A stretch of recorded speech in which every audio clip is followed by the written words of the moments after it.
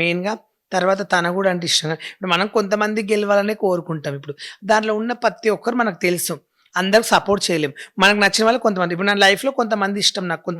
కొంతమంది బావాలంటే నాకు పిచ్చి. నన్ను అర్థం చేసుకునే వాళ్ళు, నన్ను ప్రేమించే వాళ్ళు, నన్ను లైక్ చేసేవాళ్ళు కొంతమందుంటారు. అంటే మన కోసం ఆలోచించే వాళ్ళు, మనకేమైనా కావాలంటే హెల్ప్ జేసిన వాళ్ళే నాకు ఇంపార్టెంటు. అందరిని ఎందుకు లైక్ చేస్తాం మనం? లైక్ చేయము. మనల్ని ఆపదలో ఉన్నప్పుడు ఆదుకున్న వాళ్ళు, మన లైఫ్ పార్ట్నర్‌గా ఉన్నప్పుడు, మనకేమైనా అవసరం ఉన్నప్పుడు సాయం చేసిన వాళ్ళని మనం కోరుకుంటాం. సరే ఇప్పుడు మీరంతా చెప్పారు గదా!